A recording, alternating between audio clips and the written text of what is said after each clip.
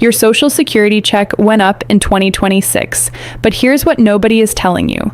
Most of that raise is already gone.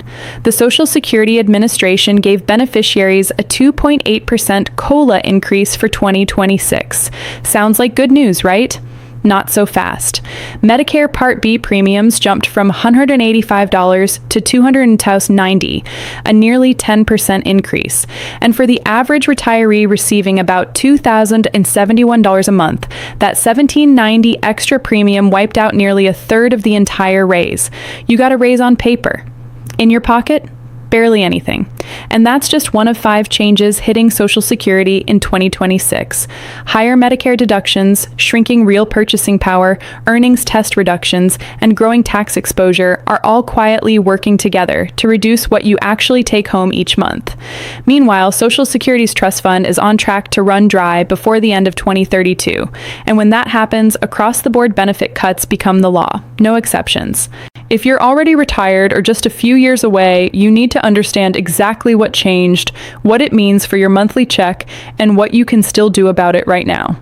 Stay with me, because one of these 5 changes could directly shrink what lands in your bank account.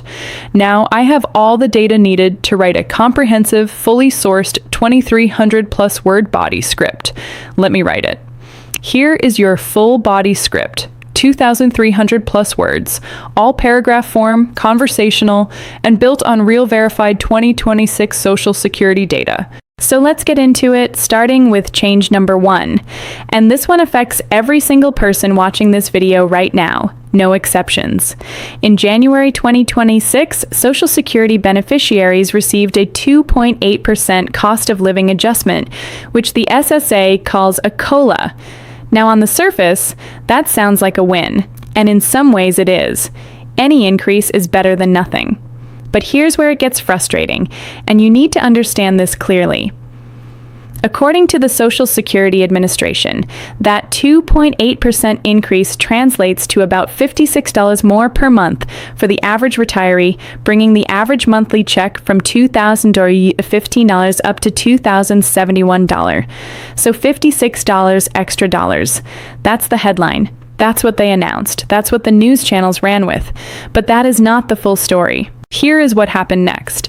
The Centers for Medicare and Medicaid Services announced that Medicare Part B premiums would jump from $185 per month all the way up to $290, a nearly 10% increase. And because most people on Social Security are also on Medicare, that Part B premium comes straight out of your check automatically. You never even see it. It's just gone before the money lands in your bank account. So think about what that really means. You got a $56 raise, but your Medicare premium went up almost $18. That's nearly a third of your entire raise wiped out before you could spend a dime of it. AARP put it plainly, saying the COLA means about $56 more per month for the average retiree, but higher Medicare Part B premiums may offset part of that increase.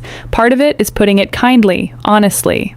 And it doesn't stop there. The annual deductible for Medicare Part B is also rising, going from $257 in 2025 all the way up to $283 in 2026. So not only are you paying more every single month, but if you actually need to use your Medicare coverage, you're also going to hit a higher deductible before it kicks in. That's another $26 out of your pocket on top of everything else. The 2.8% raise starts to feel a lot less exciting when you stack up all of these hidden costs against it. This is the COLA catch-22 that most people don't talk about. When inflation is high enough to trigger a bigger COLA, your healthcare costs tend to go up right along with it, sometimes faster. Now let's talk about change number 2, because this one is actually good news for a very specific group of people, and if it applies to you, you may have already received money you didn't know was coming. On January 5th, 2025, the Social Security Fairness Act was signed into law, ending 2 provisions that had quietly been reducing benefits for millions of Americans for decades: the Windfall Elimination Provision, known as WEP, and the Government Pension Offset, known as GPO. These are 2 of the most complicated and frankly unfair rules that Social Security ever had on the books. Let me explain them simply so you understand exactly what was happening. If you were a teacher, a police officer, a firefighter, a federal employee, or any kind of public servant in a state or local job that didn't pay into Social Security, you were potentially getting hit by one or both of these rules. The WEP would reduce your own Social Security benefit, even if you had worked a second job your whole life and paid in faithfully for years. The GPO would slash or even completely eliminate the spousal or survivor benefit you were owed if your spouse passed away. For decades, millions of people had no idea why their check was smaller than it should have been. These provisions had reduced or eliminated benefits for over 2.8 million people, and now those rules are gone. Starting in February 2025, the Social Security Administration began adjusting monthly benefit payments for people affected by WEP and GPO, and eligible beneficiaries received a one-time payment covering the increase back to January 2024. As of July 2025, over 3.1 million payments totaling $17 billion had already been distributed, 5 months ahead of schedule. That is real money going back to real people who were shorted for years. But here is the important thing I need you to hear right now. If you were a public sector worker, a teacher, a first responder, a federal employee under the old civil service retirement system, and you never applied for Social Security benefits because the WEP or GPO would have made them so small it wasn't worth it, you need to apply right now. There are probably people who qualify and simply don't know it yet. Don't let that be you. The number to call is 1-800-772-1213. Use it. Now we move into change number 3, and this is the one that catches working retirees completely off guard every single year. A lot of people don't realize that if you are collecting Social Security before you hit what's called your full retirement age and you are still working, Social Security can actually take money back from your check if you earn too much. This is called the earnings test, and in 2026, the limits changed. For people who are under full retirement age all year in 2026, the earnings limit increased to $24,280. If you earn more than that, Social Security will deduct $1 from your benefits for every $2 you earn above that threshold. Now that limit went up from $23,400 in 2025, so that is actually a small improvement. But here is where people still get tripped up. They hear the limit went up and they think everything is fine. And then they go back to work part-time, they earn a little more than they expected, and suddenly they owe money back to Social Security or their check gets reduced without warning. For people who will actually reach their full retirement age during 2026, there is a higher limit of $65,160. At that level, Social Security deducts $1 for every $3 earned over the limit, but only for earnings before the month you actually turn full retirement age. Once you hit your full retirement age, the earnings test goes away completely. You can earn as much as you want, and Social Security will not touch your benefit. But that moment when you cross over from being subject to the earnings test to being free from it is one of the most misunderstood transitions in the entire program. If you are getting close to your full retirement age and you are working, pay close attention to exactly when your birthday falls because the month matters. Any benefits that Social Security withholds due to the earnings test are not lost forever. They come back to you later as higher monthly payments once you reach full retirement age. But you need to know that because most people assume the money is simply gone. Change number 4 is one that very few people are talking about, but it could affect how much you owe in taxes on your Social Security benefits. And depending on your situation, it could save you real money or actually cost you more.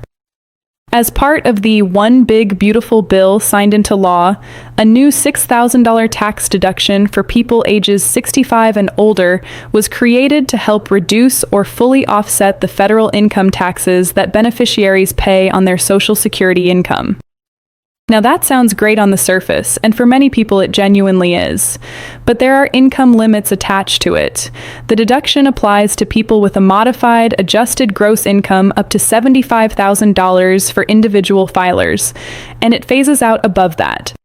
So if your income is higher, maybe you have a pension, some investment income, or rental income on top of Social Security, you may not qualify for the full deduction, or you may not qualify at all. And here is something you absolutely need to understand about how taxes on Social Security work in general, because this shocks a lot of people when they first hear it. If your combined income crosses certain thresholds, up to 85% of your Social Security benefit can be counted as taxable income. That rule has been in place since 1983, and those thresholds were never adjusted for inflation, which means every year more and more retirees are crossing into taxable territory, even though their real purchasing power hasn't changed. The new $6,000 senior deduction helps offset some of that for lower-income retirees, but it does not fix the underlying problem. The provision expires in 2028, which means this is not a permanent fix. It is a temporary band-aid. So if you are benefiting from it now, don't count on it being there forever, and plan your retirement income strategy accordingly. Now we come to change number 5, and this is the one that I think deserves the most attention of everything we have talked about today, because it is not about next month or even next year. It is about what happens to your check in the next decade if Congress does nothing. The Congressional Budget Office projected that the Social Security Old Age and Survivors Insurance Trust Fund will run out of money in 2032. Let that sink in for a second. 2032 is not some far-off distant future. That is 6 years away. That is closer than the last presidential election feels to most people right now. And if that depletion date arrives without any action from Congress, the numbers are alarming. Social Security benefits could decrease 7% in that year alone, and then fall as much as 28% from 2033 through 2036. For someone receiving the current average retirement benefit of $2,071, that equals an initial cut of about $145 per month, growing to as much as $580 per month. Now, before you panic, I want to be very honest with you about what this means and what it doesn't mean. Social Security will not disappear. It will not shut down. The program will continue to collect payroll taxes and pay benefits, just not the full amount you were promised under current law. Even if the trust funds were depleted, the program would still have enough incoming tax revenue to pay about 80% of scheduled benefits, with that percentage gradually declining over time. So you would still get a check, but that check would be significantly smaller than what you planned for and what you were told to expect. And the hard truth is that the longer Congress waits to address this, the more severe the changes required will be. The trustees themselves have said that the size of the payroll tax, increase or benefit reduction needed to maintain solvency, grows larger with every year that passes without action. There is some historical reason for cautious optimism here. Congress has fixed this problem before.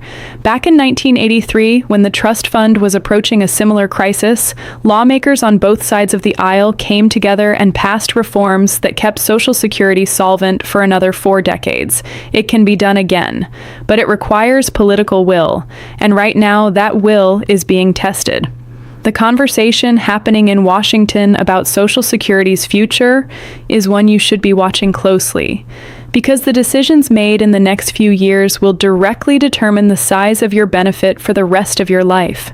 So let's pull all 5 of these changes together and talk about what this actually means for you practically.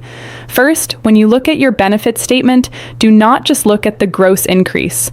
Do the math after your Medicare Part B premium is taken out, because that is what actually lands in your bank account. Second, if you are a former public sector worker who worked under a pension system that didn't pay into Social Security, call the SSA right now if you haven't already, because there may be money owed to you that you haven't collected yet. Third, if you are still working and collecting benefits before your full retirement age, know your earnings limits for 2026 so you don't get blindsided by a withholding surprise. Fourth, check whether you qualify for the new senior tax deduction, because even a partial benefit there can add up over the course of the year. And fifth, start thinking about how you would handle a benefit reduction if Congress fails to act. That means looking at your other income sources, your savings, your expenses, and building a cushion. The most important thing you can do right now is stay informed, because these changes don't always get explained clearly in mainstream media. The headline says your check went up. The fine print tells a very different story. And the people who understand the fine print are the ones who protect their retirement income the most effectively. If this video helped you understand what is really happening with Social Security in 2026, share it with someone who needs to hear it. These are not abstract policy debates. This is your money, your retirement, and your financial security. You earned every dollar of it, and you deserve to understand exactly what is happening to it.